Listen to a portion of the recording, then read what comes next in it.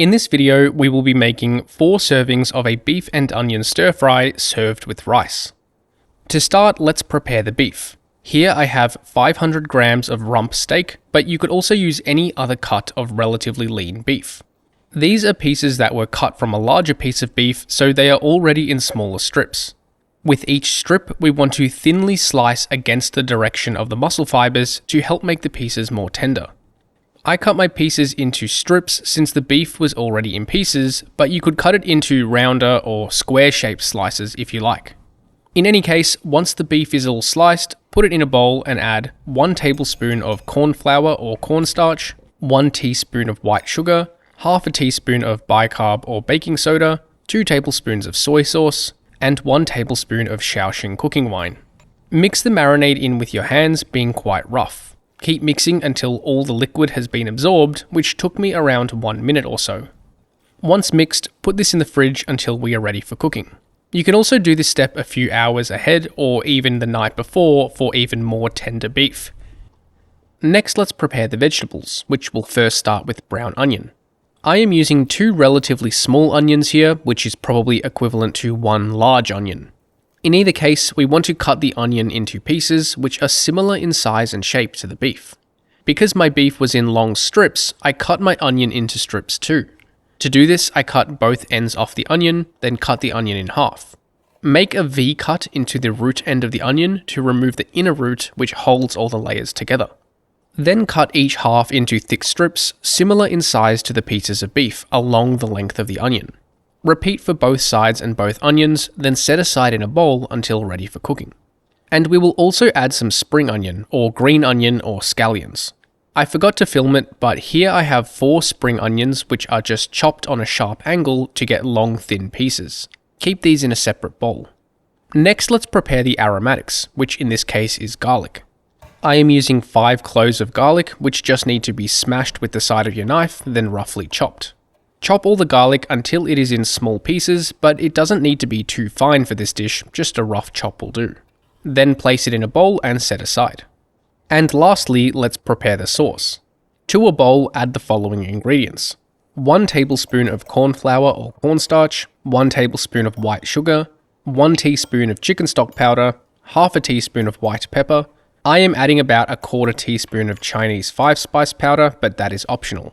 2 tablespoons of soy sauce, 1 tablespoon of Shaoxing cooking wine, 1 tablespoon of oyster sauce, 1 teaspoon of dark soy sauce, and half a cup of water. Or you can use chicken or vegetable stock instead of water, but just don't add the chicken stock powder. Mix everything to combine and set aside until ready for cooking. Now with everything prepared, we can start cooking. Make sure to have everything you need for cooking ready and close by, since the stir fry comes together very quickly. When you are ready, set a wok on the stove and turn the heat to maximum. I am using a carbon steel wok, so when it starts smoking, I know it is ready. Once it's hot, add half a tablespoon of any neutral flavored high heat cooking oil. Then add the onions. Stir fry the onions until they have a little char on them but are still crisp. This should only take 30 to 60 seconds or so. Then remove from the wok back into the same bowl they came from. Heat the wok back on maximum heat until it gets hot again. Add another 1 tablespoon of oil and swirl to coat the surface. Then add the beef and spread it out. Let it sit for about a minute or so, or until it has seared on the bottom.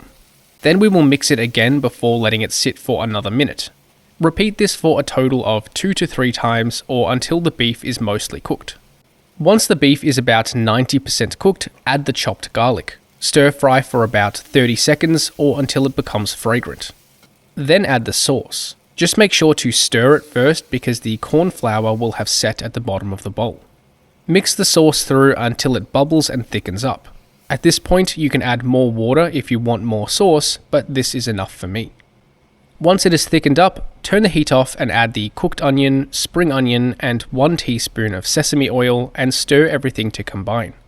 Taste for salt levels and then add more salt if needed. In my case, it didn't need any. And with that, we are done. Now the stir fry is done, let's make some rice. To a pot, add 2 cups of jasmine rice and rinse it with water. Drain the water and repeat this 3 to 4 times or until the water is significantly less cloudy. Drain the rice, shaking off as much excess water as possible. At this point, you can cook it in a rice cooker, but if you don't have one, here is how to cook it in a pot. Add the strained rice to a pot along with 2¼ cups of water. I also like to add a pinch of salt to my rice, but that is optional. Place the pot on a stove and cook on high heat until the water comes to a boil. Once it is boiling, cover with a lid and turn the heat to the lowest setting. Cook this for 12 minutes with the lid on. After 12 minutes, turn the heat off, but keep the lid on for another 10 minutes. Then after 10 minutes, remove the lid and we should have some perfectly cooked rice. Fluff the rice up to let any excess steam escape. Now all we need to do is add the food to containers. Evenly distribute the rice on one side of the containers and the stir fry on the other side. For reference, these are 1 litre containers. Let them cool down before adding the lids and storing them in the fridge for up to 1 week. And to serve, just heat in the microwave and enjoy. Each serving ended up being 620 kilocalories with 37 grams of protein, 90 grams of carbohydrate, and 12 grams of fat.